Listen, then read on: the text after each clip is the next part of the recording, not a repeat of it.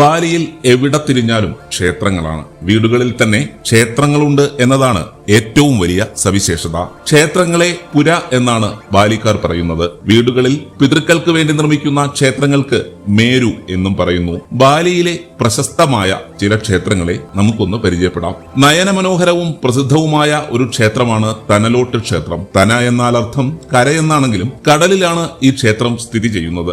ബാലിയുടെ പ്രധാന കേന്ദ്രമായ കുട്ടയിൽ നിന്ന് 20 കിലോമീറ്റർ അകലെയാണ് തനാലോട്ട് സ്ഥിതി ചെയ്യുന്നത്. 16-ാം നൂറ്റാണ്ടിൽ ദാങ് ഹയാങ് നിരർധ എന്ന ശിവഭക്തനാണ് തനലോട്ട് ക്ഷേത്രം നിർമ്മിച്ചതെന്ന് വിശ്വസിക്കപ്പെടുന്നു. ബാലിയിലെ മറ്റൊരു ക്ഷേത്രമാണ് ദാനു ബ്രത്താൻ. ബ്രത്താൻ തടാകക്കരയിലാണ് ഈ ജലക്ഷേത്രമുള്ളത്. ഇന്തോനേഷ്യയിലെ 50,000 രൂപ നോട്ടിലുള്ളത് ഈ ക്ഷേത്രത്തിന്റെ ചിത്രമാണ്. കാർഷിക ആവശ്യങ്ങൾക്കായി പുരാണ കാലം മുതൽ ഇവിടുത്തെ കർഷകർ ആശ്രയിച്ചിരുന്ന ബ്രത്താൻ തടാക തീരത്താണ് ഈ ക്ഷേത്രം സ്ഥിതി ചെയ്യുന്നത്.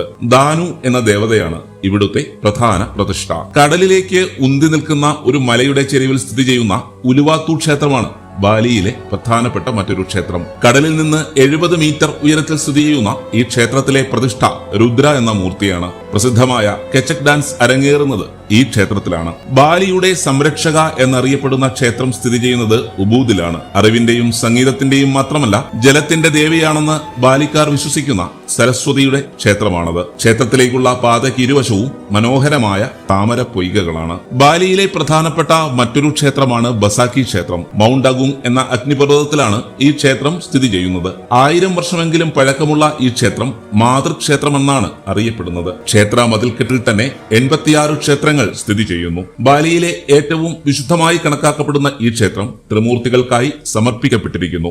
നിരവധി അഗ്നിപർവ്വത സ്ഫോടനങ്ങളെ അതിജീവിച്ച ക്ഷേത്രമാണിത്.